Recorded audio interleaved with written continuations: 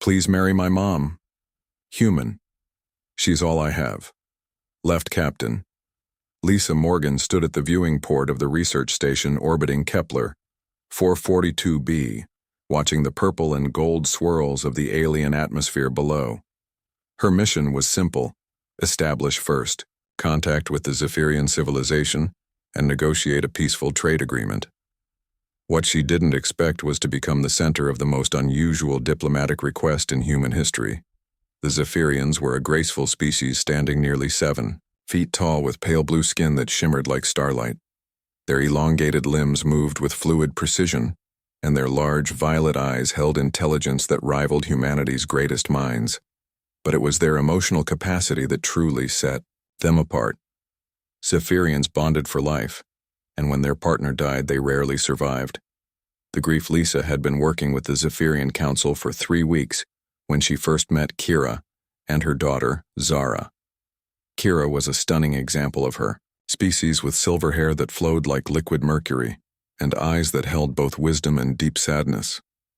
She served as the chief translator between humans and Zephyrians, her grasp of human language flawless. 8-year-old Zara was smaller than most Zephyrian children, but what she lacked in size she made up for in curiosity. She would often sneak into the meeting rooms to watch the humans work, her wide eyes following every movement Lisa made. The child seemed particularly fascinated by Lisa's auburn hair and green eyes, features completely alien to the Zephyrian world. It was during the 4th week that Lisa learned the truth about Kira's situation. Her mate had died in a mining accident 6 months earlier, leaving her to raise Zara alone. In Zephyrian society, this was not just difficult, it was nearly impossible. Unmated females were considered incomplete and faced social isolation that often led to their own death from grief and shame. The breakthrough came during a particularly intense negotiation session. The Zephyrian Council was debating mineral rights when young Zara burst into the chamber, tears streaming down her pale cheeks. She ran straight to Lisa, ignoring the shocked gasps from the assembled dignitaries. Please, marry my mom, human. She begged in broken English. She's all I have left. The chamber fell silent. Lisa knelt down to meet Zara's eye level, her heart breaking at the desperation she saw there. The child continued speaking, switching between Zephyrian and English. My mom cries every night. She thinks I don't hear, but I do. The other females won't talk to her anymore. They say she's cursed.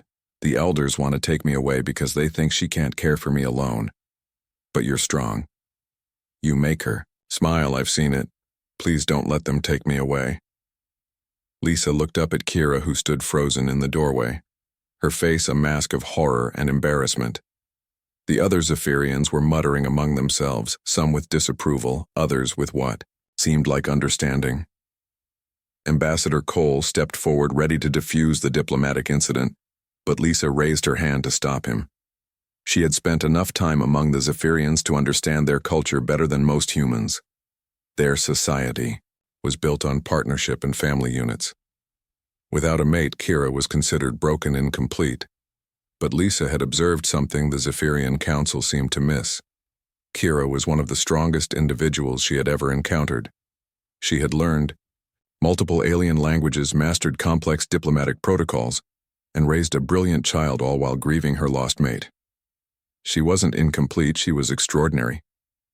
Over the following days, Lisa found herself spending more time with Kira and Zara. What started as cultural research became something deeper. Kira shared stories of her world, her dreams for Zara's future, and her fears about their uncertain fate. Lisa reciprocated, sharing her own journey from a small farming town on Earth to commanding a starship among the stars. The more they talked, the more Lisa realized how much they had in common. Both were explorers at heart, driven by curiosity about the universe. Both had sacrificed personal relationships for their careers. Both understood the weight of responsibility that came with bridging different worlds. Zara became Lisa's unofficial guide to Zephyrian culture. She taught the human captain their games, their songs, and their customs. In return, Lisa shared human traditions, showing Zara pictures of Earth's oceans and mountains, things that existed nowhere in the Zephyrian star system. The child's intelligence was remarkable. She quickly picked up human expressions and mannerisms, even developing her own hybrid communication style that mixed both cultures. Lisa found herself growing protective of the girl, understanding why Zara feared separation from her mother.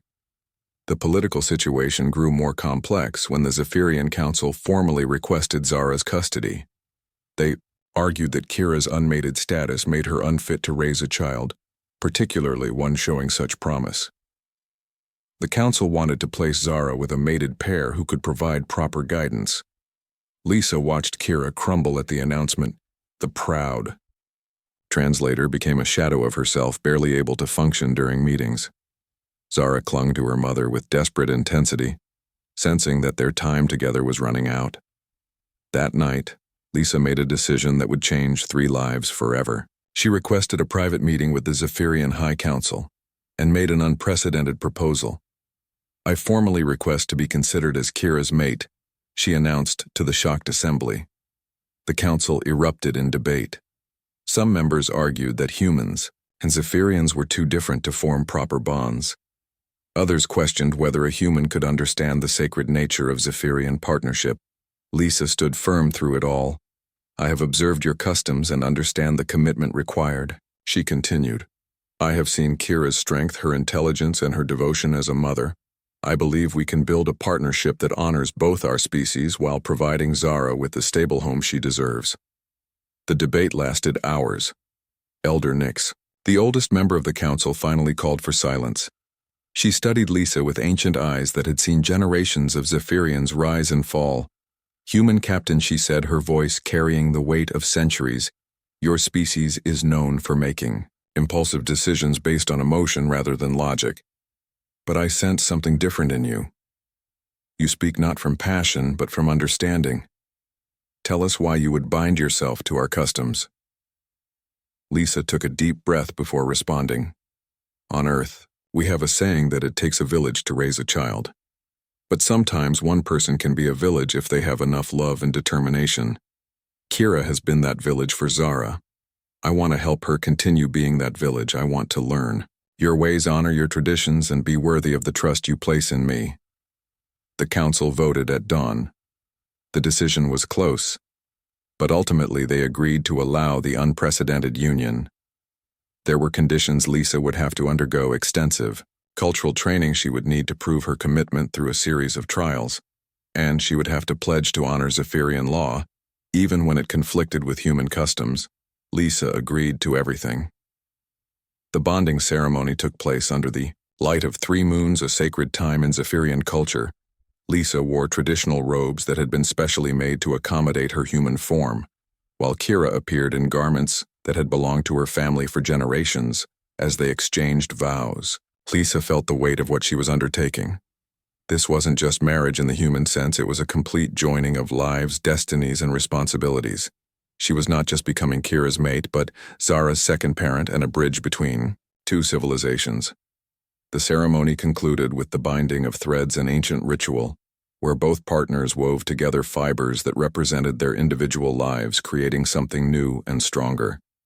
Lisa's hands shook slightly as she worked, but Kira's gentle guidance helped her complete the intricate pattern. Zara watched the entire ceremony with tears of joy streaming down her face. When it was over, she ran to both women, wrapping them in a fierce embrace. "I have 2 moms now," she whispered, in English, then repeated it in Zephyrian. The weeks that followed were challenging. Lisa had to learn new customs, new ways of thinking, and new approaches to problem-solving. Zephyrian family life was complex with rituals and traditions that governed everything from meal preparation to child education. But there were beautiful moments too.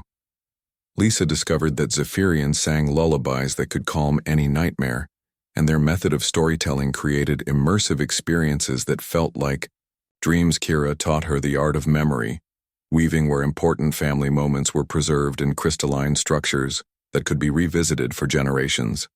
Zara flourished under the new arrangement.